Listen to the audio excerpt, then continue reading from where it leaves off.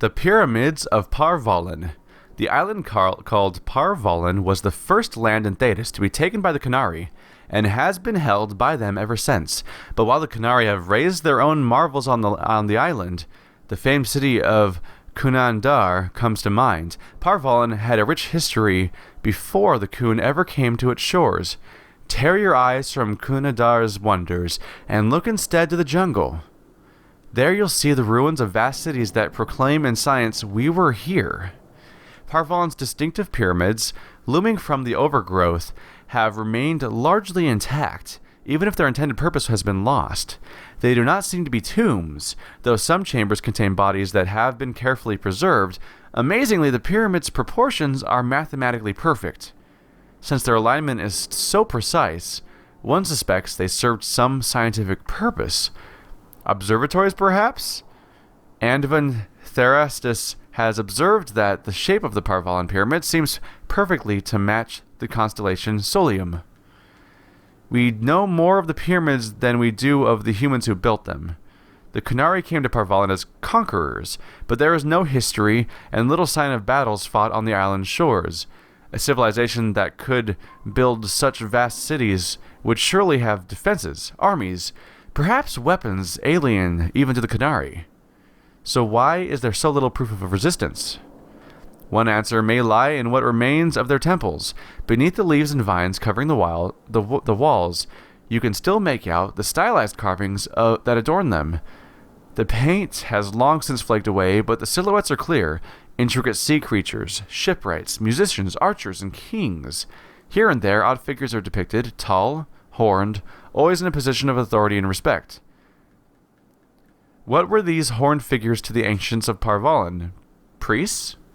Ritualistically crowned? Heroes? Gods? Perhaps? We may never know the truth, but when the Qunari arrived from the sea, horned and carrying the words of the Qun, perhaps instead of conquerors, the people of Parvallen saw an old legend returning to them. This is all supposition. The humans of Parvallen are Qunari now, their ancient civilization discarded like a child's toy, yet the pyramids remain. Along with the old cities, the island itself. One day, greater scholars may hear what they have to say. From a compiled history of the occupied north by Renautus of Ayesli. That's hard to say. That's a crazy visual there. It's kind of like thinking of the symbolism you see on the walls for like say Anubis for the Egyptians and stuff like that. All of these weird animal people that they drew and seemed to worship to some extent. And then so what if you just had straight up Anubis people walk into town one day? That would really throw the Egyptians for a loop, and that seems to be what happened here when the Qunari showed up and were these horned figures showing up when that was the figure that was worshipped by the society in the first place. Oh my god, what are you doing?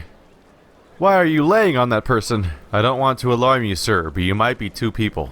Alrighty, another day, another trip to the war table. So, yesterday we did the whole Josephine story quest, so that meant that both Cullen and Liliana were both involved in Josephine quest, but Josephine herself did support from Navarra. A letter delivered to Skyhold. It was a pleasant meeting with your representatives. I don't know why I'm struggling today. It was a pleasure meeting with your representatives. We are happy to lend the Inquisition our support. Tyrion Veneto, on behalf of Her Grace Duchess Amalia, we get a little toy soldier. And that's it. Alright, that was pretty nondescript, I suppose. Okay.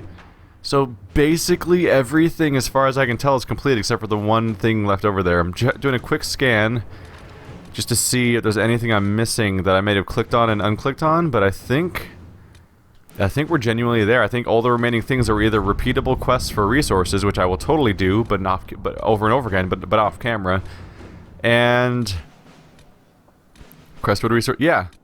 As far as I can tell, there's no quests left to complete on the entire war table besides the one floating up there. I'm sure new stuff will show up as we check out a new region, but for now... Alright, the College of Magi, and I'll have everyone available to pick for this one. A situation is unfolding in the Navaran city of Cumberland. location of the College of Magi, which, until the outbreak of the Mage Rebellion, was the philosophical heart of the Circles of Magi. Now mostly abandoned, it has become the home to a number of mage refugees. This has drawn the ire of local citizens, and mobs are threatening to assault the college and burn it to the ground. With Duke, Sandral, and Axis doing nothing to stop them, Inquisition agents suspect the Venatori agents are behind the mobs looking to recover artifacts from the college once its magical defenses are breached. It's funny, I gotta say, like, this game starts off, the start menu is like, here's Templars on this side and Mages on this side. Oh, they're gonna have a treaty. Boom, massive explosion. The leader of the Andrastan faith is dead. And you go out to the hinterlands and look at all these Mages and Templars fighting everywhere. So like, at one point in this game, I thought that the Templar Mage, like the Mage Rebellion, I thought that was like the central struggle of the entire game. But wow. The moment you get to Skyhold and Corypheus is introduced and all that stuff happens, I kind of forget that was even part of the game. You're so focused on this evil demon and his rifts and everything and his horrible things he's doing to the world, you kind of forget that, oh yeah, the Mage Rebellion, that's adorable. I kind of forgot about that. Alright, so what's our choices here? Josephine, use diplomacy with Duke Sandral. He must be convinced to intercede. We should send in agents to evacuate the college. They can be brought to Skyhold along with their artifacts. That was Leliana. So, diplomacy with Duke Sandral versus evacuating the college. Send in a force to occupy the college. We can protect the innocents and recover anything useful. Let's see. So, there's an important thing going on here, which is that, let's see. So, mobs are threatening to assault the college, and we think that the Venatori are behind it. Well, we've sided with the mages, and we're defending them in this, despite the nuances of the problem. So, we can't, even if we can evacuate them, we shouldn't abide the idea of attacking a place just because it has mages in it. So Leliana, the idea of evacuating them, sure, that's decent, but it's not like, you'll save the mages and the artifacts perhaps, but what about the problem itself? You're still letting them attack a mage location. It's not going to help dissuade the action. Meanwhile, Josephine, yeah, dealing with the Duke, sure, but who knows if he can do anything? I say Cullen's on the right track here. We'll do a show of force. Inquisition soldiers are fortifying the location. A bunch of peasants and local citizens would be really foolish to attack what are essentially like army men. And then we show the force of saying, hey, no, we stand against this kind of situation. It's a display to saying, hey, you know, the Inquisition, that massive force saving the world, well, they're defending these mages. Maybe you should give everything a second thought here. To work? Or at least that's my take on it. They're all actually totally valid choices, just none of them are the one I want to do. Anyway, this map's pretty barren looking, so I'll come back when that thing's done, of course, but for the most part, we may be seeing a lot less of this war table unless the Emerald Graves and so on add a bunch of new entries to it. Alrighty guys, welcome back to the Hinterlands, the first zone of the game, and that's because I'm missing just a handful of probably pretty minor quests here in Redcliffe, so I figure why not come back, clean these little bits off before we move on to the Emerald Graves, for the sake of completionism and everything. Ah, Senna, my darling. For the first time in all these years, I fear I will not be visiting your ashes. What world is this? That demons and brigands stop a man from taking flowers to his wife's shrine. What if I took flowers to your wife's shrine for you? I do not know what to say, except thank you. I never expected anyone not of the blood to care. My Senna would be grateful. Her shrine lies on a hill to the west, near the tablstones. Thank you.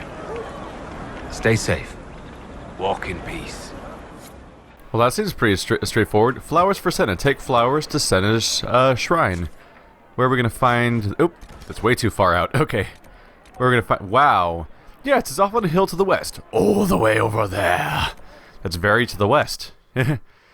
So, yeah, look, if that's any indication of, and the previous ones we've done, it looks like these handful of Hinterlands missions I left behind, not going to occupy a lot of time. Most of them seem to be like, oh no, the Mage Rebellion has made it difficult to travel the Hinterlands. If only someone could do this one thing by clicking on a thing over there. Okay, that was cool. Thanks for helping me at the end. Seems to be more or less the go. Although I will take a quick look at the Oh right, that's my move now. I'm used to I'm totally used to old Vasti before that had a he used to have a charge ability for left trigger triangle, and I guess I just had it for long enough on this character that it's just totally burned into my brain. So I just reflexively be like, oh, we're gonna fight left trigger triangle, whee! So since this is an easy area in the hinterlands and we're not going to have much going on, I figured, hey, I'll bring all 3 rogues with me. Maybe we'll have some fun dialogue. Similarly, I might bring 4, maybe I'll bring 4 warriors along sometime, maybe. Oh no! We're placing flowers on the grave of an elf. It actually might have been good to have Solus around. Oh well, he might have approved at the very least. Alright, return to the Widower. It's over. Oh, what's it say? Text on Senna's shrine. Senna, beloved, may your ashes be gathered by Falondin and carried safely, after all the long years you carried me. Alright, so this is going pretty quick, unless the other thing's massively long. I figure we're probably going to be moving to Emerald Graves pretty quickly here. I'm gonna take a quick trip to the Mercenary Fortress just to see if perhaps they've suddenly spawned again, because before they just mysteriously vanished, and I'm like, oh, well, I guess that quest is impossible. Neat. Nope. This mercenary fortress still mysteriously empty. Oh well. All right. Flower delivery successful. I'm like a service that gets advertised on podcasts. I know it is a long way to go. I cleaned Senna's shrine and placed the flowers. May her ashes be gathered by Falondin and carried safely. After all the long years she carried me, thank you. You do a foolish old man too much kindness. Thank you, friend. May your Inquisition do as much good for the land as you have done for me. I like it when we help people. Aww. It's a good time to bring Cole along then. I didn't even think about that, but he's a spirit. I guess I didn't think about it so much, but Cole is like a spirit of good that all he wants to do is help people and make them feel better all the time, so having him along for a quest where you're just gonna do menial tasks for random people you don't know, that's like his MO. There's just random sacks of stuff to loot around here. I haven't spent much time in Redcliffe, which is funny because it's such an important location in Dragon Age Origins, but in this game, I just kind of casually walked by and I was like, yeah, alright, what's over here? Alright, moving on, bye. So, I believe we have at least one more. Yeah, we have at least one more quest around here. After this, I'll go interrogate that person up north and see if we make more progress there. But last time, I really hit a dead end. But, we're definitely not going to be here for too long if they keep being as quickly as they have been so far. With the Inquisition, as you've wandered, have you by any chance seen a ram that is different? Lord Wolseley wandered off, and he's very special. If you could find him, I'd be most grateful. What makes your ram so special? Well, he's always brought the family luck, and his advice helped us make our fortune. Your ram offered advice? He's a very special ram. Your ram has gone missing. Yes, I'm certain that if he heard his Jimmy missed him, he'd come right back. He's likely at our family's old summer cabin. It's by the lake in the southern hills. If you do find him and send him back, I'd be happy to pay you. I'll speak with you later. If you find my ram, please send him home. Huh. I get the feeling that One-Eyed Jimmy might be the special one. The ram might just be a regular-ass ram, and he's the one that's kind of nuts. Hero in every port, a ballad of Nuggins. Oh god. A story about Nuggins. Oh! It's a new song that I might hear being sung in town. Oh god. Oh, the best of us ran when the dreadnought was sighted. Nuggins, Nuggins, for he heard the call. Tripped 9 Qunari, and that's why he's knighted. Nuggins, Nuggins, as brave as he's small. Oh, a shore full of pirates, the worst set to happen. Nuggins, Nuggins, his heart pure and true. Tripped him an admiral, now he's our captain. Nuggins, Nuggins, for me and for you. Oh, the blight was upon us, and we found no pardon. Nuggins, Nuggins, now he'll make a stand. Tripped up the darkspawn, and now he's a warden. Nuggins, Nuggins, for all in the land. Oh, paraded through Kirkwall as hero and winner. Nuggins, Nuggins, stubborn and vicious. Tripped up a viscount, now he's for dinner. Nuggins, Nuggins, of course he's delicious. from a small legend of nuggets and foxes collected by Philem a bard. That's concerning. So he was just randomly tripping people and being knighted and honored for no reason when he's just a random, irritating pig-like creature just running into people, and then finally ran into the wrong dude and just got eaten. So, moral of the story is don't be a pig. I don't know how to fix that though. So just good genes, I guess. Oh dear lord, they're sending me. There's like 4 different quests that send me to this lake. I get the feeling they just wanted to really make sure that I found Blackwall. Alright, we're coming up with the lake and we're already fighting a number of rams along the way. It'll be interesting. I get the feeling that Mr. Woolsey isn't even a ram, potentially. Like, what if was his name One-Eyed Johnny or One-Eyed Jimmy, I think? What if he's just deranged and he thinks that like a dwarf is a ram or something like that? Either way, if there's some sort of special ram around here, I'm curious about how I didn't find him before, because I've been to this lake so many times recently. In fact, I was just here last episode. What are we gonna find? Is that him? Hello? Come back. No, come back. Maybe that's not him. I don't know.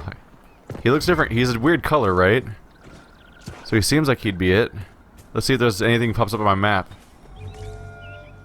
Lord Woolsey. How do I bring him back exactly? Do I have to chase him across the entire map? Because I might lose my mind, actually. Where could he be? That's got to be him, right? There's one ram that's funny colored. That seems like the best evidence I'm gonna find. Oh, is that a camp? Oh, is that an enemy camp? Uh-oh. What if poor Lord Woolsey dies? Lord Woolsey, I presume? A young man named Jimmy would very much like you to return home. Ah, good. Huh. That was... I mean, it happened, I guess. Okay. Alright, Jimmy. I did it. Oh, I guess you can see him over there. He came back! He says you convinced him. Here, for all your trouble. Alrighty. Thank you so much. It's so good to have Lord Woolsey back.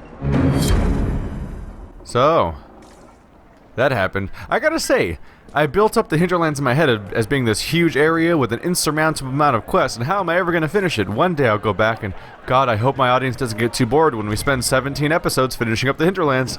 Might be an exaggeration there, but I definitely imagined that whatever was left was longer, but I guess I was misremembering things, because there's only like 4 quests left, and all of them were just really quick fetch quest things.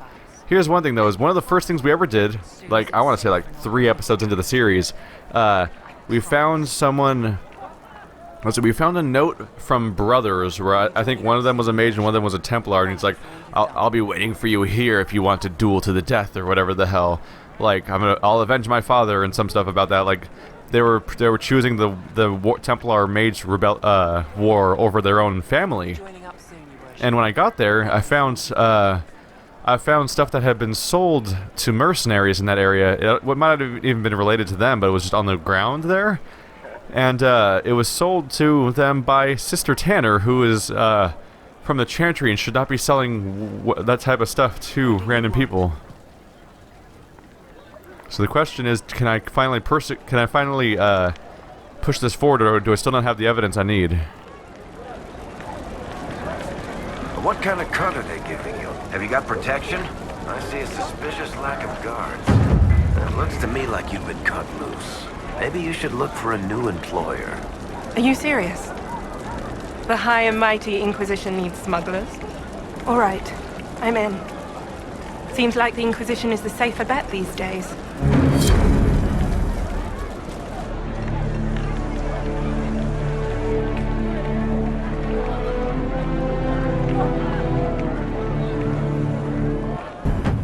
Oh. Wow. That was not a result I was expecting at all. I was like, oh, I've spent a whole bunch more time. Maybe I just randomly found more evidence that could help me in the situation. No. Just happening to randomly bring Varric along because he's so used to networking and trades and thieves and all this stuff like that. He helped me recruit her, and that's how we complete the quest. That is not how I thought that was going to resolve itself. I just resolved this as a fluke, which, you know, I'm not going to complain. I wonder if we can talk to her anymore. I look forward to helping the Inquisition, as per our agreement. Nope, that's pretty much the extent of it. Huh. Alrighty then. I believe that calls an end to the hinterlands aside from one very obvious thing, which is I have one major landmark I have yet to discover. Actually, I have two. But who knows where the last one is somewhere. Huh. If I ever find that other landmark, I'll look at that one too, but for now, we might as well go grab the one I'm missing. Look at that old thing. I'm surprised it's still standing. Ah, whole new place I haven't been to. Broken tower, Varric comments on it. We can claim it, and looks like there's, if I'm careful, I might be able to get to a chest up there.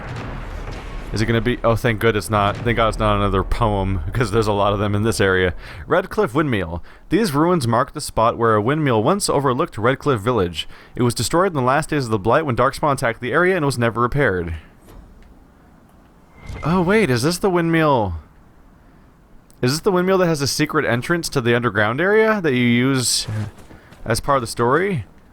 In that case, that makes sense. That would be the we're up on the cliff with the windmill, and down there off that cliff is the village itself and the port.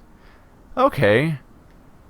I can kind of piece together what it's all supposed to look like based on my previous experience in Origins. They definitely completely redo the entire oh god. They definitely completely redo everything. It's very much like watching the Harry Potter movies, which changed directors. The first two movies were by one director, third and fourth were by another director, and then the last four were made by a third director. And so you kind of see at the Hogwarts area completely change in appearance. And just no one really acknowledges the fact that like Hogwarts seems to be in a completely different location in between certain movies. But that's fine. Can I get to it? Alright, I wonder if there's going to be like a lore-specific loot or just some random stuff. Pretty much just some random stuff. A not very good bow, and other old stuff. What if there's anything cool around here? Maybe. No? You can see this pile of rocks here, and this boarded up area. Either of these could have had the underground passage under them originally, if this is the windmill I think it is from Dragon Age Origins. But anyway, that's pretty much it. That's all for... yeah. This very well may be the last we ever see of the hinterlands in this series, so wave goodbye, everybody. Because everything is completed or glitched, basically. I have one, like, go find the spot quest, which I might never be able to solve without looking it up. Although I haven't tried that hard. Mercenary Fortress is glitched, and I have one last landmark hiding somewhere, but I don't really feel like searching every square foot of this area to find it. So, I think it's time to check out the Emerald Graves, which is the next logical location to check out. One quick little detour. I teleported into Crestwood, because I remembered there's one little locked door hanging out right in the middle of town that I never got to open. Because this is one of the only places I explored before I had the skill. So let's give it a shot, huh? What am I going to find inside? Admittedly, this place kind of looks like I'm back in Red Cliff. What is this? Oh, what? Amulet of Power for what the fuck? That's just been hanging out here? Okay. Wow. I need to investigate every locked door I've missed before. There's just a locked door hanging out right in the middle of town that has an Amulet of Power for my main character, so that means I get a free skill point. That's absolutely crazy. Anything in the chest? Just a helmet. Yeah, figured as much. Kind of pointless. So let's go ahead and spend that right away. That is... I thought I might find like oh, we'll wander in here and maybe we'll find like, I don't know, man, like a codex entry, another piece of alcohol to add to my collection for that. No, another goddamn. Is that my third Amulet of Power for Vasti? Maybe I think I've gotten a number of them. So my action bars are completely full. So basically the logical thing is to buff one of the skills I already have. Oh. So in the current build, my shield bash is not currently built up to do ridiculous damage against guards, so that seems like a logical thing to go for. Alright, mystery solved. Moving forward. Oh. Well. As I was just stopping by Crestwood and stuff, I realized I still haven't killed the dragon here. I kind of forgot about that one. It was one of the first dragons I saw out in the open, and I was like, I can't take that thing, it looks hell of hard. Well, I probably can take it now, that's for sure. I mean, well, it's not for sure until I beat it, because who knows? I think I have crazy special abilities, but I've had a pretty good track record so far. I only have really had trouble with the very first fight. So, let's fight the Northern Hunters, apparently what it's called. We're going to clear Crestwood of its last remaining detail, And then just like Hinterlands, we're probably going to say goodbye to Crestwood for forever. Just like, you know, once again. So first of all, fucking bubble the party. By the way, got a new ability for Vivian, because when I finished a quest chain for her on the tree, first of all, she has pretty much maxed out spirit. I don't find the upgrade, I don't find Life Ward very handy for a revival, because I'm like 25 reduction and 25% damage reduction, but they only get revived at a small percentage of hit points, so like, if anything's going to be able to kill them really quickly, so I don't really bother with that. So I was like, well, what? Well, you're so focused on energy. So like, we have the whole thing where like she gets a, she can not have a cooldown period after she crits. All of her spells reduce her casting time. I'm like, well, how can we improve this even more? Well, as a Knight Enchanter, she focuses on barriers. So I went and grabbed Winter's Grasp, and she's welcome to use that as she chooses, because it's a handy spell in general, but mainly I wanted Mana Surge. Your barrier explodes into wild magic when enemies destroy it. The blast freezes all nearby enemies and allows you to cast your next spell without consuming mana. That seems like a big deal to me, so I'm someone who's constantly covered in barrier, and the moment it actually breaks, the response is that it's going to explode with a frozen explosion that like freezes everyone in the area. That sounds like a super handy failsafe for if I ever lose my barrier in this barrier-focused character. And additionally, when I'm fighting someone like a dragon that probably won't freeze and probably won't be vulnerable to that kind of effect, being able to cast my next spell without consuming mana, that's good too, right? So, let's get this party started, shall we? Ow. Speaking of which, I should probably take a look at your, do you have resistances? Immune to slow and disabling effects, just like I figured. Perceptive, that means that people pop out of stealth. Vulnerable to spirit attacks, interesting. And, resistant to electricity, okay. Question is, who has spirit moves? I guess mostly Solus's attacks. Still, though, dragons have so many hit points, it's not even always about what they're resilient to, it's just about hitting them a whole lot. And Sarah is already having some troubles down there. Let's see if I can bubble my distant party over there. Success, right? Oh, did I not succeed? How did I miss? Oh, they might have been moved at that exact moment. That'll do it too. Anyway, looks like this dragon's only level 13, so this is not going to be an ordeal at all, I believe. Let's see. By the way, recent patch, they improved the AI of casters a little bit. I'm about to get kicked in the face. That's fine. I'm fine. In fact, I'm so fine I can use my bubble on... I can't tell where I'm casting this. Hopefully it hits somebody. Success! I bubbled Solus. Enjoy that. Ow. I figured I'm doing so well on maintaining my own bubble, I don't need to cast it on myself, so whenever my bubble comes up, I can cast it on somebody else to keep everyone going. Because Knight Enchanter is just such a handy character to have. Vivian looks fucking awesome, by the way.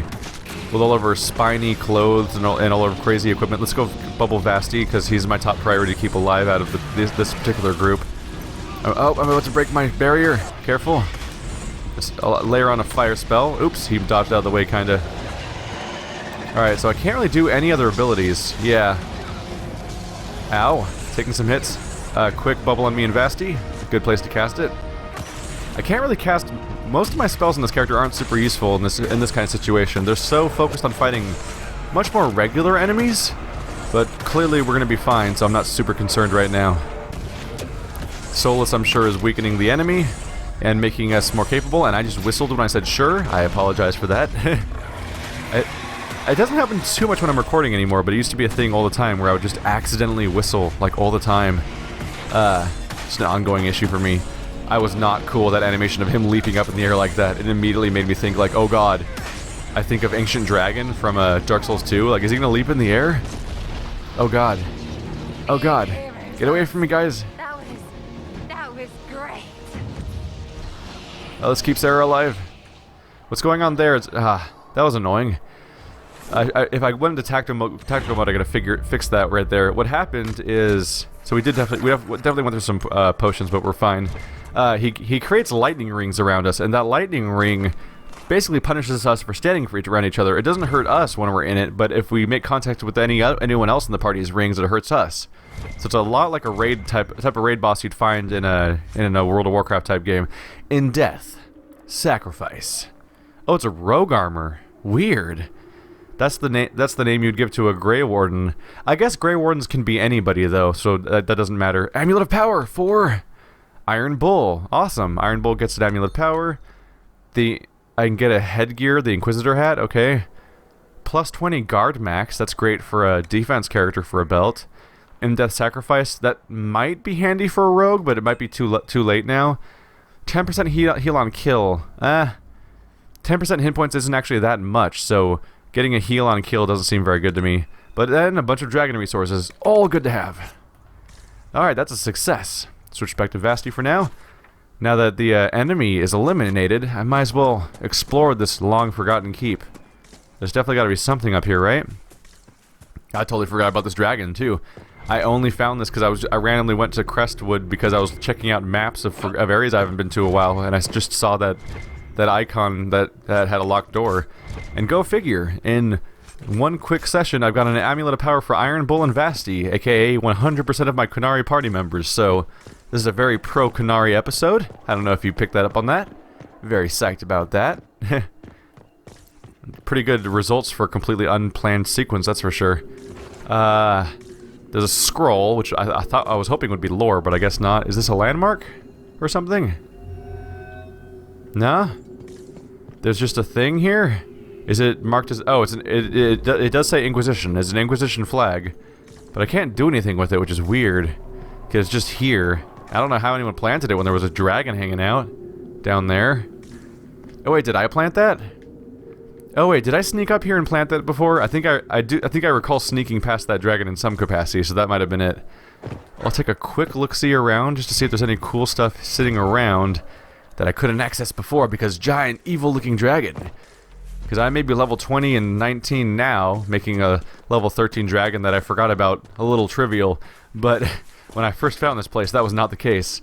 If I remember correctly, Crestwood, let's see. At the beginning of the series, I was in Hinterlands, then Storm Coast, and the Marsh or Fallow Mire or whatever the swampy place is called. But then I was like, this place is too high for me. I can't do this. And then I moved on to Crestwood, and Crestwood was the first region that I completed front to back and did every single quest in one marathon without going anywhere else. That sort of set the precedent for a lot of how I had handled later stuff.